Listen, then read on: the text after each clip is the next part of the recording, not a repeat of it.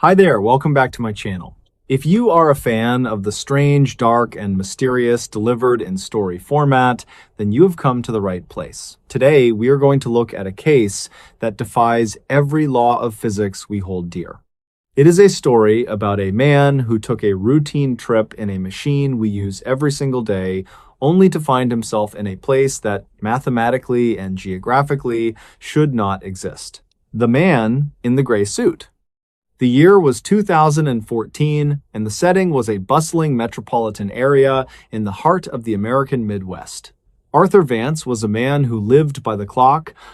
At 54 years old, Arthur was a senior structural engineer for a firm that specialized in the very thing that would eventually become his nightmare: high-rise architecture. Arthur was a man of logic. He believed in blueprints, load-bearing walls, and the unyielding laws of gravity. He was the kind of man who wore a crisp, ironed shirt even on a Saturday and took his coffee black because distractions only cloud the data. He lived in a comfortable, albeit sterile, apartment on the 22nd floor of a prestigious building known as the Willow Creek Towers. On the evening of November 14th, Arthur stayed late at his office to finish a set of seismic calculations. By the time he packed his briefcase and headed for the parking garage, it was nearly 11 o'clock at night. The city was shrouded in a thick, freezing fog that seemed to swallow the streetlights whole. Arthur drove home, his mind still spinning with equations. He pulled into the underground garage of the Willow Creek Towers, parked his sedan in spot number 412, and walked toward the bank of elevators. There were 3 elevators in the lobby. Elevator 1 was out of service for maintenance. Elevator 2 was currently on the 30th floor. Elevator 3, however, was sitting right there on the G level, its brass doors polished to a mirror finish, waiting for him. Arthur stepped inside. The ascent that never ended. The interior of Elevator 3 was lined with mahogany wood panels and smelled faintly of floor wax and ozone. Arthur reached out and pressed the button for the 22nd floor. The button illuminated with a soft amber glow. The doors slid shut with a heavy mechanical thud, and the carriage began to rise.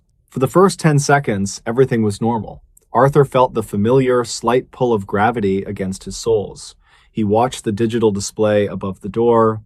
2, 3, 4. But then, as the display hit 7, the elevator didn't just move, it surged. Arthur later described it as the feeling of being in a jet engine during takeoff. The smooth hum of the cables turned into a low-frequency growl that he could feel in his molars. He reached out to steady himself against the handrail, but as he did, the amber light on the 22nd floor button flickered and went out. In its place, every single button on the panel began to glow a deep, pulsing crimson. Arthur pressed the stop button. Nothing happened. He pressed the alarm button. Silence. He picked up the emergency telephone, the 911 line, but when he put it to his ear, there was no dial tone. There wasn't even static. There was only the sound of a woman breathing on the other end, slow, rhythmic, and incredibly cold. He dropped the receiver, his heart hammering against his ribs like a trapped bird. He looked back up at the floor indicator. 98, 99, 100. The Willow Creek Towers only had 35 floors, defying every law of logic. Arthur watched in a state of paralyzed shock as the numbers continued to climb. 200, 500, 1,000. The speed was impossible. If the elevator were truly moving that fast, the G-force should have crushed him into a puddle on the floor, yet he felt light, almost weightless. Then the numbers stopped. The display didn't show a digit anymore. It showed a symbol, a horizontal line with a circle beneath it. A symbol Arthur, a career engineer, had never seen in any textbook. The elevator came to a halt. There was no ding, no smooth deceleration, just a sudden, violent stop that threw Arthur against the mahogany wall. The doors didn't open immediately. For 3 minutes, Arthur stood in total darkness as the lights inside the carriage failed. He shouted for help, his voice sounding thin and muffled, as if the air itself had become denser, harder to vibrate. Finally, with a sound like grinding stone, the doors began to slide open. Arthur expected to see a mechanical room or perhaps the roof of the building. He expected to see the night sky over the city. But what he saw when those doors fully retracted was something that would haunt his dreams for the rest of his life. The impossible floor. Arthur stepped out not because he wanted to, but because the air inside the elevator had become searingly hot, while the air outside the doors was deathly cold. He found himself standing in a hallway that looked exactly like the one on his own 22nd floor. The same beige carpet, the same sconce lighting, the same gold-leafed room numbers. But there was one terrifying difference. The hallway didn't end. Arthur looked to his left. The corridor stretched out for what looked like miles, narrowing into a single point of perspective in the distance. He looked to his right. It was the same. A perfectly straight, infinite line of identical doors and identical lights. He turned back to the elevator, desperate to get back inside, but the doors had already closed. He pressed the call button repeatedly, but the brass plate was cold and dead. He was stranded. Arthur began to walk. He had no choice. As he passed the doors, he looked at the numbers. They weren't in any logical order. 1, 10,000, 0, -4. He stopped at a door labeled Room 212, his own apartment number. With trembling hands, he reached for the handle. It was unlocked. He pushed the door open, expecting to see his living room, his recliner, and his collection of jazz records. Instead, he stepped into a space that defied the very concept of indoors. The room was a vast, open field of gray grass under a sky that was the color of a fresh bruise. There was no sun, no moon, and no stars. Just a flat, oppressive purple light that seemed to come from everywhere at once. And standing in the middle of that field, about 50 yards away, was an elevator bank. A single, freestanding structure of chrome and glass rising out of the dirt like a monument. Arthur ran toward it. His shoes thudded against the gray grass, which felt brittle like dried bone. As he reached the elevator, the doors opened automatically. Inside stood a man. He was wearing the same gray suit as Arthur. He had the same briefcase. He had the same black coffee stain on his left cuff from a meeting earlier that morning. The man was Arthur, but he was older, much older. His hair was snow white, and his skin was translucent, like parchment. The other Arthur looked at him with eyes that held a lifetime of sorrow and simply said, "You're early. The calculations aren't finished yet." The descent into reality. Before Arthur could speak, the other Arthur reached out and shoved him. It wasn't a violent shove, but it was firm. Arthur fell backward out of the chrome elevator and back through the door of room 212. He didn't hit the floor of his apartment, he hit the carpet of the infinite hallway. The door slammed shut and vanished, leaving only a blank beige wall. Suddenly, the hallway began to shake. The lights flickered and began to explode one by one, moving toward him like a wave of darkness. Arthur scrambled back toward the original elevator, the one that had brought him here. Miraculously, the doors were open. He dived inside just as the last light in the hallway went out. He didn't press a button. He didn't have to. The elevator began to descend. But it wasn't the violent, high-speed ascent from before. This was a slow, agonizing crawl. He could hear the cables straining, snapping one by one with sounds like pistol shots. 10, 9, 8. The display was working again. Arthur huddled in the corner, sobbing, praying to a god he hadn't spoken to in 30 years. When the doors finally opened, the bright, fluorescent light of the Willow Creek Tower's lobby flooded the carriage. Arthur stumbled out, collapsing onto the marble floor. A security guard, a young man named Marcus, whom Arthur knew well, ran over to him. "Mr. Vance, are you okay? Where have you been?" Marcus asked, his voice filled with genuine alarm. Arthur looked up, gasping for air. I got stuck. The elevator. It went too high." Marcus looked at the elevator, then back at Arthur. He looked confused. "Mr. Vance, you just got into that elevator 5 seconds ago. The doors closed, they shook for a second, and then they opened right back up. You never even left the lobby." Arthur shook his head, pointing at his watch. "No, I was up there for hours. Look at the time! He held up his wrist. His watch, a high-end Swiss mechanical piece, was no longer ticking. The hands were spinning wildly in clockwise circles, moving so fast they were a blur. And then Arthur looked down at his hands. When he had entered the elevator, his hands were the hands of a 54-year-old man. Now they were wrinkled, spotted with age, and his fingernails were long and yellowed. He looked into the reflection of the polished brass elevator doors. The man looking back at him wasn't the Arthur Vance who had stayed late to do seismic calculations. It was the man from the field. His hair was white. He had aged 30 years in the span of 5 seconds. The aftermath. Arthur Vance was taken to the hospital that night. The doctors were baffled. They had medical records from his checkup just 2 months prior, showing a man in peak health for his age. Now, they were looking at a man whose cellular degradation suggested he was at least 85 years old. He had developed cataracts, advanced arthritis, and a heart murmur that hadn't existed that morning. The building management at Willow Creek Towers conducted a full forensic investigation of Elevator 3. They brought in the manufacturer, the city inspectors, and even independent consultants. They tore the machine apart piece by piece. They found nothing wrong. No mechanical failure, no electrical surge, no secret floors. However, they did find one thing that they couldn't explain.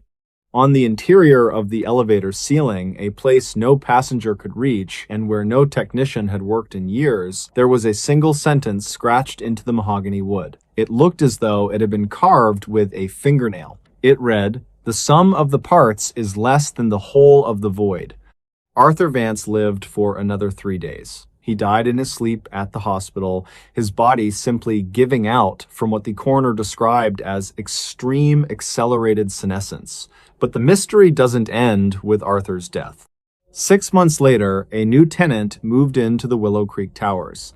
A young woman, an architect herself, was taking Elevator 3 up to the 12th floor. When the doors opened, she found a small leather briefcase sitting in the center of the elevator floor. She took it to the lost and found. When the security guard, the same Marcus from that night, opened it, he found a set of seismic calculations for a building that hasn't been built yet. The date on the top of the papers wasn't 2014. It was 2044. And the signature at the bottom of the page in fresh, wet ink was Arthur Vance. The closing logic. If you go to the Willow Creek Towers today, you will find that Elevator 3 is permanently boarded up. The management claims it's due to structural concerns regarding the elevator shaft. But if you talk to the night guards, the ones who have been there a long time, they will tell you a different story. They will tell you that late at night, when the building is quiet and the fog rolls in from the lake, you can hear the sound of an elevator moving. You can hear the hum of the cables and the ding of a floor being reached. But the most chilling part isn't the sound of the machine. It's the sound that comes afterward. They say that if you stand close enough to the boarded up doors of Elevator 3, you can hear the sound of a man's voice, thin, old, and tired, whispering through the wood. He isn't asking for help. He isn't screaming. He's just counting. 1001, 1002, 1003. Waiting for a floor that doesn't exist to finally open its doors. At 80 feet below the surface, the scanner picked up something impossible. A perfectly rectangular void hidden inside solid mountain rock. And when they ran the scan again, it was still there. Exactly the same, which made no sense, because in nature, nothing forms perfect straight lines. And that was the moment they realized this wasn't natural. It was something that had been put there. This story takes place in 1994, deep in the Cabinet Mountains of northwest Montana. A place where the forest is so dense it almost swallows the light. And if you step off the trail, you better know exactly what you're doing, because people get lost out there, and sometimes they don't come back. And out there was a man named Elias Thorne. He was 52 years old, a former Marine. And for the last 25 years, he had been working as a geological surveyor, the kind of guy who believed in facts, measurements, and things you could actually prove, which is exactly why what he was about to find made absolutely no sense. He had been hired by a shadowy company, the kind that hides behind three-letter names, and more lawyers than engineers, and they sent him out to survey a remote ridge, known locally as the Devil's Backbone. Officially, they were looking for rare earth minerals, but the equipment they gave him told a very different story. On a Tuesday afternoon, in late October, Elias was out there alone, about 5 miles from the nearest road, dragging a radar unit across a flat stretch of ground, when suddenly the screen on his tablet flickered, and at first, he thought it was just a glitch. Elias recalibrated his equipment, thinking the cold was affecting the sensors. He ran the pass again. The result was identical. It was not just a void. The radar was bouncing off the edges with a clarity that suggested the walls of this underground chamber were made of something incredibly dense, far denser than the surrounding limestone. It was as if someone had buried a massive windowless skyscraper deep inside the mountain. Curiosity got the better of his professional discipline. Elias spent the next 3 days narrowing down the exact coordinates. He found that there was a natural fault line nearby that seemed to have been artificially widened at some point in the distant past. It was a narrow crevice barely wide enough for a man to squeeze through, hidden behind a thick curtain of ancient hemlock trees. Elias knew he should call his superiors. He knew he should wait for a team. But Elias was of that generation that valued self-reliance above all else. He grabbed his heavy-duty flashlight, his climbing gear, and a portable oxygen sensor, and he lowered himself into the dark. The descent was harrowing. He dropped down 60 feet into a vertical shaft that felt less like a cave and more like a throat. The air was unnervingly warm, not the damp chill of a mountain cave, but a dry, circulating heat that felt processed. When his boots finally hit solid ground, he was not standing on rock. He was standing on a surface that was as smooth as glass and as black as the void between stars. He shone his light around, and what he saw made the hair on the back of his neck stand straight up. He was in the rectangular chamber his radar had detected, but it was not a room, it was a vault. The walls were covered in intricate pulsing patterns of what looked like copper wiring, but the wires were translucent and seemed to be filled with a moving bioluminescent liquid. In the very center of this massive hall stood a single object. It was a pedestal made of a white ceramic-like material, and resting on top of it was a sphere about the size of a basketball. The sphere was translucent, and inside of it, Elias could see what looked like a miniature galaxy swirling and spinning in a slow, hypnotic dance. Elias approached the pedestal, his heart hammering against his ribs like a trapped bird. As he got closer, he noticed something that defied all logic. He looked down at his watch, an old mechanical Omega Seamaster that had never gained or lost a second in 20 years. The second hand was moving backward. He blinked, thinking his eyes were playing tricks on him in the dim, pulsing light. He looked again. The hand was definitely sweeping counterclockwise. He checked his digital backup, and the screen was a jumble of nonsensical symbols that were changing at a blinding speed. Then the sound started. It was not a noise he heard with his ears. It was a vibration he felt in his marrow. It was a low, rhythmic thrumming, like the purr of a massive engine or the breathing of a giant. And with every breath, the walls of the chamber seemed to grow slightly larger and then smaller. The geometry of the room was fluctuating. Elias felt a wave of nausea. He looked at the corner of the room where two walls met, and for a split second, the angle looked like it was more than 90 degrees and less than 90 degrees at the exact same time. His brain could not process what his eyes were seeing. Suddenly, a voice echoed through the chamber. It did not come from the air. It sounded like it was being spoken directly into his frontal lobe. "It is not time," the voice said. It was not a human voice. It had the timbre of grinding stones and the resonance of a deep-sea trench. "The seal must hold until the great cycle completes." Elias, terrified, found his voice. "Who are you? What is this place?" The chamber pulsed with a blinding ultraviolet light. "We are the wardens of the threshold. This is the anchor that keeps your reality tethered to the shore of existence. If the anchor is lifted, the tide will take you all." Elias did not wait for a third sentence. He scrambled back to his rope, his hands shaking so violently he could barely grip the ascender. As he climbed, the temperature in the shaft began to drop rapidly. By the time he reached the surface, it was 30 degrees below zero, and a freak blizzard had descended upon the mountain, a storm that had not been on any weather forecast. He ran to his truck, his breath coming in ragged gasps. He did not look back. He drove straight to the nearest town, which was a small logging community called Libby. He checked into a motel, locked the door, and pushed the dresser in front of it. He stayed there for 2 days, staring at the wall, trying to convince himself he had suffered some kind of high-altitude psychosis. But then he looked at his watch. The second hand was still moving backward, but now it was moving faster. And when he looked in the mirror, he saw something that terrified him more than the chamber itself. Elias was 52 years old, but the man looking back at him in the mirror had no gray in his hair. The wrinkles around his eyes, the crow's feet he had earned from decades of squinting at the sun, were gone. His skin was taut and youthful. He looked like he was 35 again. He was literally de-aging. He realized then that whatever was in that vault did not just defy logic, it controlled the very flow of time itself. On the third day, there was a knock at his motel room door. It was not the slow, rhythmic knock of a maid. It was 3 sharp metallic raps. Elias peered through the peephole and saw 2 men in charcoal gray suits. They did not look like government agents, they looked like statues carved from ice. Their expressions were utterly blank. Elias opened the door, knowing he could not run. "Mr. Thorne," one of the men said. His voice was identical to the one Elias had heard in the chamber, the same grinding tectonic resonance. "You have something that does not belong to you."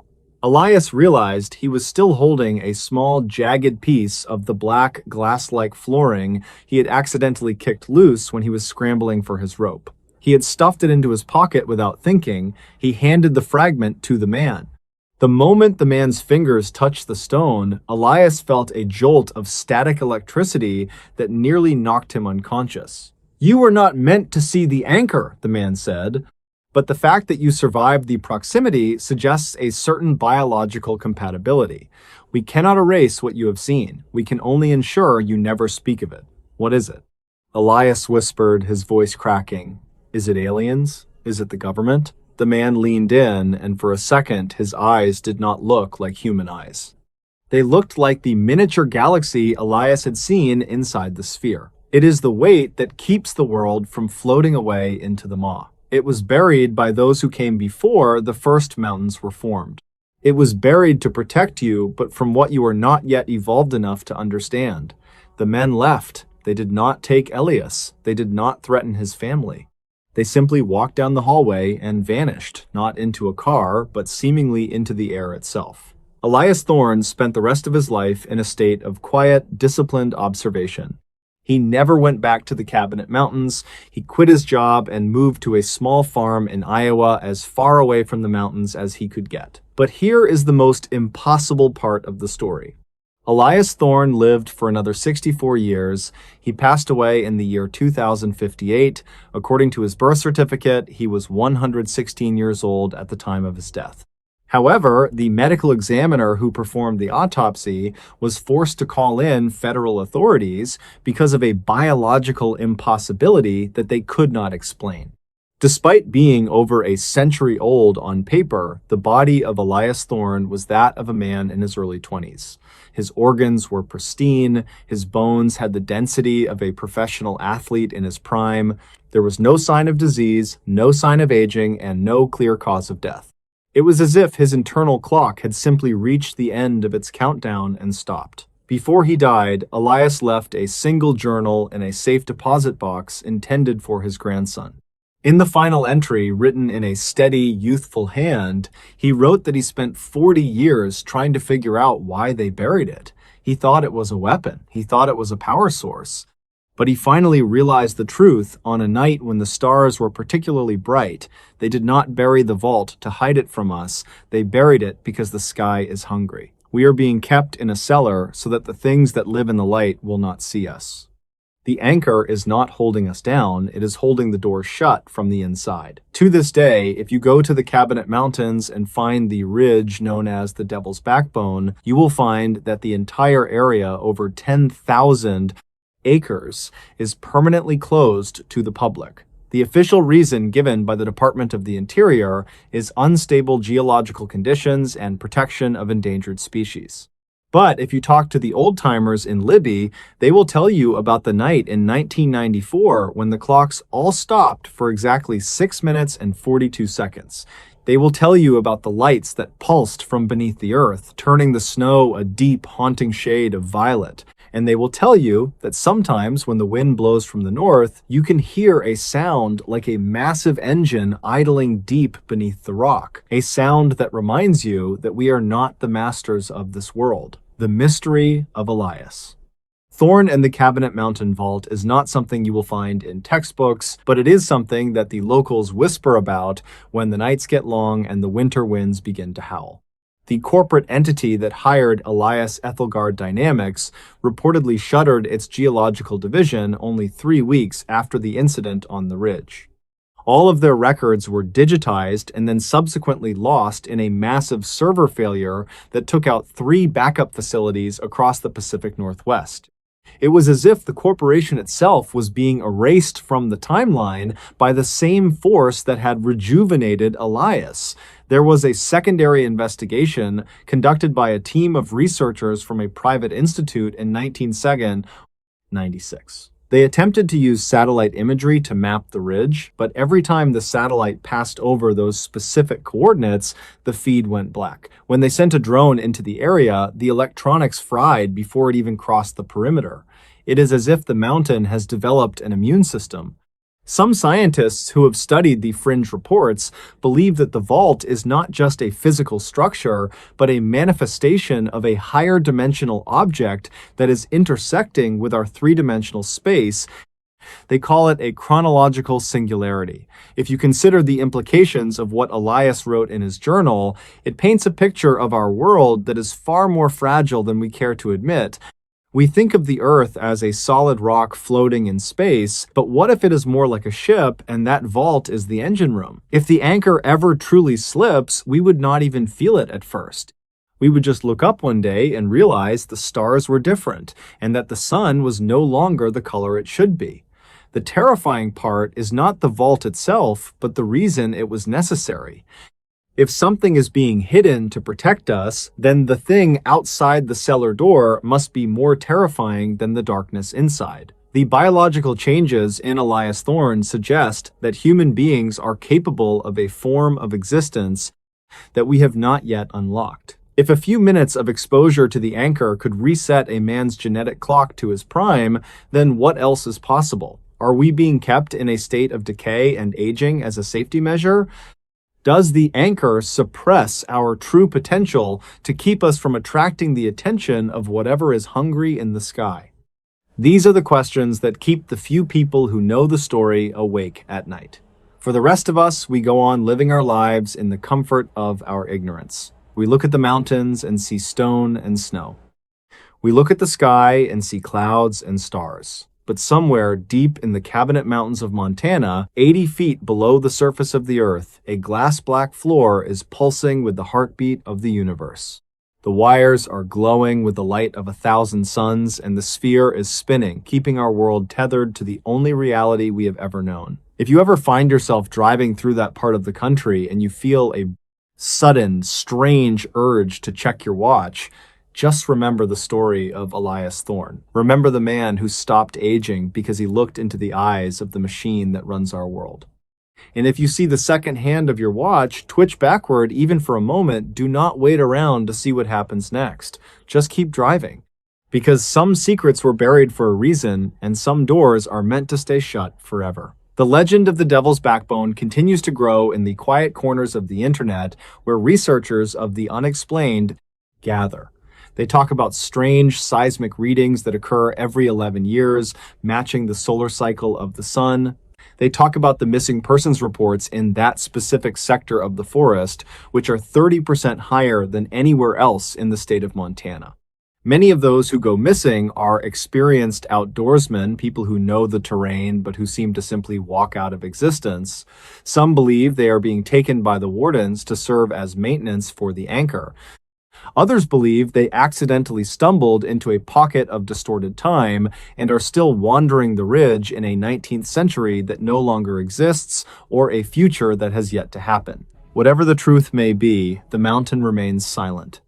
It is a sentinel of stone guarding a secret that defies the very fabric of our understanding. To those of you who have reached this point in the story and find yourselves skeptical, I invite you to look into the history of Project Blue Book or the various declassified documents regarding anomalous geological sites in the American West. You will find that there are many places where the government has spent millions of dollars to build fences around nothing, or at least what looks like nothing on the surface. But we know better. We know that the most important things in this world are often the ones that are hidden from view. The story of Elias Thorne is a reminder that we are living on borrowed time. We are guests in a house that was built long before we arrived and will likely stand long after we are gone. The logic of our lives is a thin veneer covering a deep and ancient mystery. We may think we understand the world because we can measure it and map it, but the Earth still has its hidden chambers, and the universe still has its wardens. As the years pass, the legend of the vault will likely fade into myth. The generation that remembers the lights over the mountains in 1994 is getting older and the records are disappearing, but the mountain is still there, the anchor is still holding, and the voice of the warden still echoes in the silence of the deep forest, waiting for the great cycle to complete. So the next time you find yourself in the wilderness alone and you hear a sound that does not belong, a thrumming, that you feel in your bones instead of your ears, take a moment to listen. It might just be the mountain breathing. It might just be the engine of reality keeping you safe from the things that live in the light. And as you walk back to your car, feeling the weight of the silence behind you, just be thankful that the door is still shut. In the end, we are all just like Elias Thorne, searching for meaning in the rock and the soil. We want to believe that we are in control, that our science and our logic can explain everything, but every now and then, the universe pulls back the curtain and shows us a glimpse of the gears. It shows us that we are part of something much larger and much more terrifying than we can imagine. And in those moments, the only thing we can do is hold on tight and hope that the anchor stays buried. If you enjoyed this long journey into the strange, dark, and mysterious, please remember to share this story with someone who appreciates the mysteries of our world. We spend our lives looking for the truth, but sometimes the truth is better left under 80 feet of solid Montana granite. Stay safe out there in the world of the known, because the unknown is always much closer than you think. The final mystery of Elias Thorne remains his journal. His grandson, who inherited the safe deposit box, refused to sell the book to any collectors or researchers, despite offers that reached into the hundreds of thousands of dollars. He claimed that the pages were not made of paper, but of a material that felt like cool skin. He also claimed that the ink was not black, but a deep, shimmering violet that seemed to move when you were not looking directly at it. He eventually donated the journal to a private archive that does not list its location or its benefactors. Perhaps it is better that way. Some stories are not meant to be read by everyone. Some truths are too heavy for the human mind to carry without breaking. Like the vault in the mountains, the journal is now buried in a different kind of darkness, protected by people who understand the value of a secret. And as for the rest of us, we will continue to look at the stars and wonder what is out there, never realizing that the real mystery is right beneath our feet, holding us steady while the universe spins on toward its inevitable end. Hi there, welcome back to my channel. If you are a fan of the strange, dark, and mysterious delivered in story format, then you have come to the right place, because that is all we do here. Today, we are going to dive into a story that challenges the very fabric of our reality. It is a tale that starts with a simple, logical man and ends in a place where logic simply ceases to exist. Now, before we get into it, please gently take the like button out for a nice seafood dinner, and then, when the bill comes, excuse yourself to the bathroom and never come back. The precision of Elias Thorne. The year was 1994, but for Elias Thorne, time had a way of standing still. Elias was a man of precision. He was a retired structural engineer, 62 years of age, with a penchant for blueprints and a deep-seated distrust of anything he could not measure with a steel ruler. He lived in a world of load-bearing walls, foundation depth, and architectural integrity. To Elias, the world was a puzzle that could always be solved if you just had the right mathematics. After his wife Martha passed away in the spring of 1993, Elias found himself wandering through a life that felt far too spacious. Their home in the suburbs of Connecticut felt echoing and hollow. It was a house filled with memories that had nowhere to go, and Elias, being a man of action and structure, decided that a change of scenery was the only way to manage the crushing weight of his grief.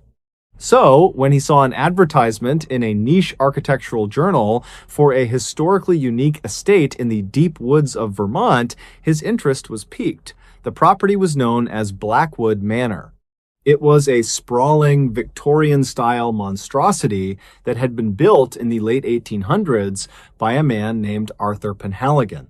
Arthur was an eccentric clockmaker who had vanished under mysterious circumstances, leaving behind a house that many locals refused to enter. Elias drove up to Vermont on a Tuesday in October. The air was crisp, and the leaves were the color of dried blood. When he pulled up the gravel driveway, Blackwood Manor loomed over him like a silent sentinel. It was beautiful, yes, but there was an asymmetry to it that bothered Elias's engineering mind. Windows did not quite line up. The roofline seemed to slant at an angle that should have caused a structural collapse decades ago. It felt as if the house was leaning into a wind that no one else could feel. He was met at the door by a real estate agent named Marcus, a man who looked like he had not slept since the late 70s. Marcus did not say much. He looked at Elias with a mixture of pity and exhaustion. He handed Elias a heavy iron key and told him the owner wanted someone who understands how things are built. But a word of advice, Mr. Thorne, do not look too closely at the Indigo Room. Elias, being a man of science and someone who did not believe in ghost stories or architectural superstitions, naturally went straight to the Indigo Room. The Indigo Room. It was located on the third floor at the very end of a long, narrow hallway lined with fading floral wallpaper that looked like it was wilting. The door was made of heavy, dark oak, and it had no handle, only a small circular indentation where a knob should be.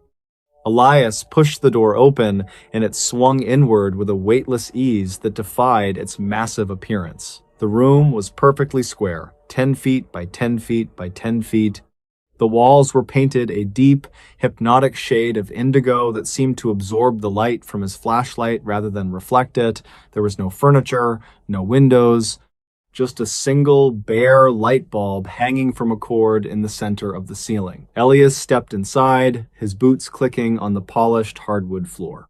He felt a strange sensation in his inner ear, like the sudden drop in pressure you feel when a plane begins its descent. He took out his measuring tape. He wanted to verify the dimensions. 10 feet, exactly. He turned toward the door to mark it on his notepad, and that is when his eyes felt a bit dry. He blinked. It was a normal, involuntary reflex. A split-second closure of the eyelids, but when he opened them, the room felt different. Elias frowned. He looked at the wall in front of him. It seemed a fraction closer. He shook his head, blaming the dim lighting and his aging vision. He walked back to the center of the room and reached for his tape measure again. He dropped his pen, and as he reached down to grab it, he blinked again. This time, there was no mistaking it. The indigo walls had moved. The logic of the impossible. Elias stood up abruptly, his heart skipping a beat. He looked at the door. It was no longer 5 feet away. It was 4 feet and 11 inches. He knew this because his engineer's eye was trained to spot discrepancies of even a quarter inch. He stood perfectly still, his breath hitching in his throat. He stared at the corner of the room, focusing all his willpower on keeping his eyelids open. His eyes began to sting. The air in the room felt incredibly dry, almost as if the walls themselves were sucking the moisture out of the atmosphere. Seconds turned into a minute. His vision began to blur, tears welling up in the corners of his eyes. He tried to fight it. He tried to think of anything else, the way the wind sounded in the pines outside, the smell of Martha's cooking, the blueprints of the Brooklyn Bridge, but the human body has its limits. His eyelids twitched. He tried to hold them open with his fingers, but the reflex was too strong. Blink. The walls surged inward. It was not a slow crawl. It was an instantaneous shift, as if the space between the walls had simply been deleted from reality. The room was now roughly 8 feet by 8 feet. The ceiling, which had been 10 feet high, was now noticeably lower. The light bulb hanging from the cord was now swinging gently, though there was no draft. Panic, cold and sharp, finally pierced Elias's logical armor. He lunged for the door. He grabbed the edge of the oak frame and pulled. It would not budge. It was not locked. It was as if the door had become part of the wall itself, fused together by some impossible molecular bond. Elias began to scream. He hammered on the indigo wood, his fists bruising against the hard surface. "Marcus! Anyone! Open the door!" His voice sounded muffled, as if the indigo paint was made of acoustic foam. There was no echo. The sound just died the moment it left his lips. He realized with a jolt of horror that the more he panicked, the faster he breathed, and the more he needed to blink. Blink. 7 feet. The ceiling was now so low, he had to hunch his shoulders. The indigo room was no longer a room. It was becoming a cell. Elias backed into the center, crouched beneath the swinging light bulb.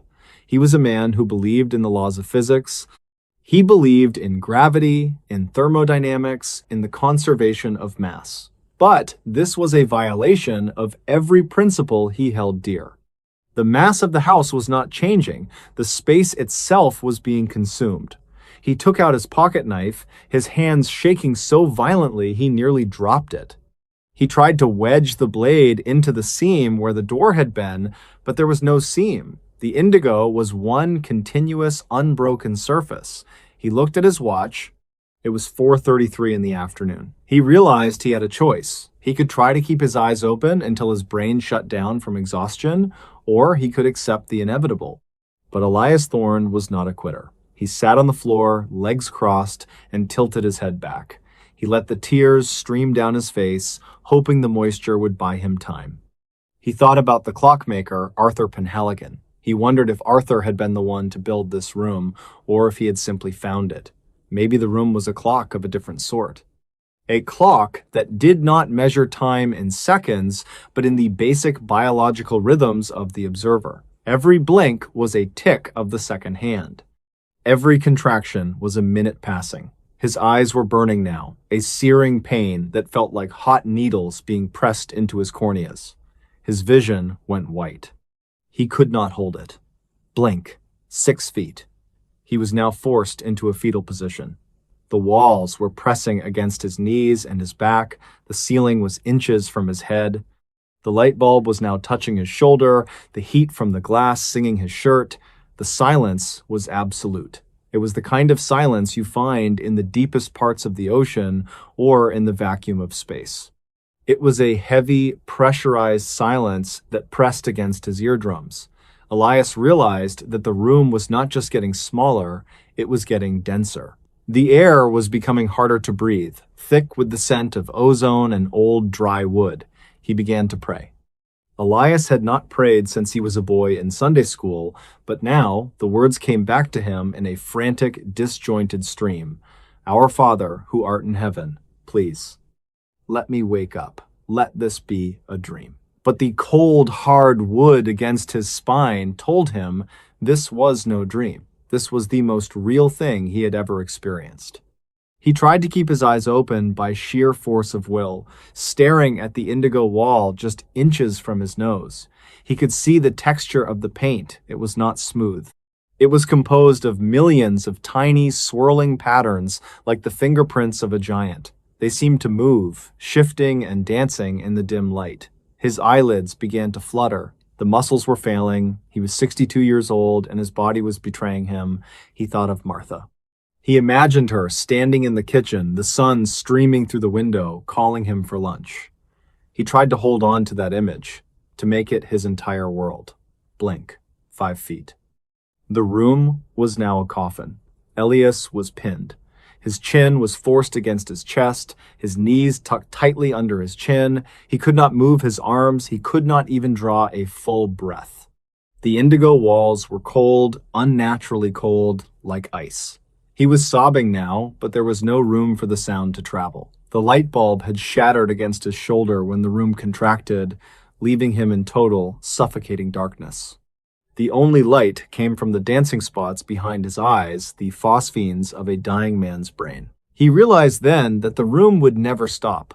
It did not matter if he was inside it or not. The room had its own logic. It was a predatory geometry.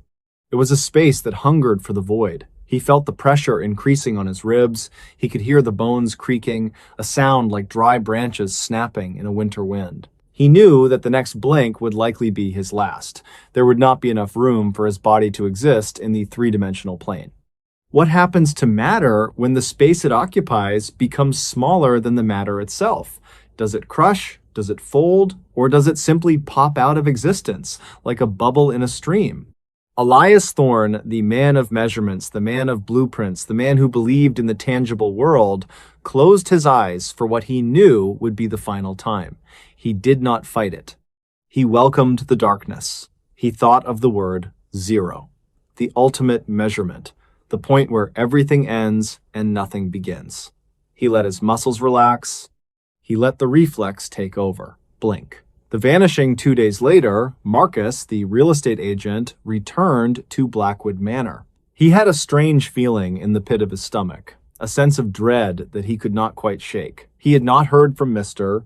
Thorne, and the man's car was still parked in the gravel driveway, covered in a thin layer of autumn frost. Marcus climbed the stairs to the 3rd floor. The house was deathly quiet. He reached the end of the hallway and stood before the indigo room. The door, or where the door had been, was gone. In its place was a solid wall of mahogany, perfectly matching the rest of the hallway's trim. There was no sign that a room had ever existed there, no seam, no handle, no indentation. Marcus ran his hand over the wood. It was cold to the touch. He noticed something on the floor, right where the threshold would have been. He leaned down and picked it up. It was a steel measuring tape. It was bent and twisted, as if it had been put through a high-pressure industrial hydraulic press. It was crushed into a tiny, dense cube of metal, no larger than a marble. Marcus looked at the wall for a long time. He did not call the police. He did not call the authorities. He knew they would not find anything. He simply turned around, walked out of the house, and locked the front door. As he drove away, he looked back at the house in his rearview mirror. For a split second, he thought he saw a flash of indigo in one of the attic windows. He blinked, and when he opened his eyes, the window was gone. The legacy of Blackwood Manor, the legend of Blackwood Manor, persisted for decades after 1994. Local teenagers would often whisper about the shrinking man who lived in the walls.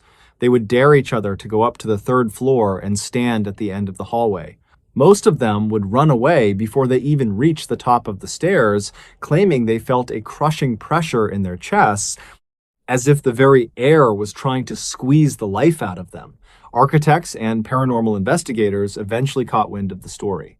A team from a prestigious university in Massachusetts arrived in 2012 with ground-penetrating radar and thermal imaging cameras.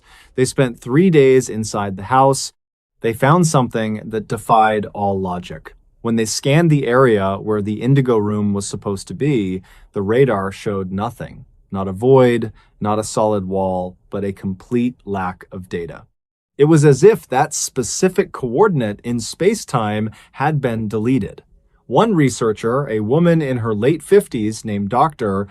Aristone, noted that the house's exterior dimensions did not match the interior square footage. There was a discrepancy of exactly 100 cubic feet. 100 cubic feet.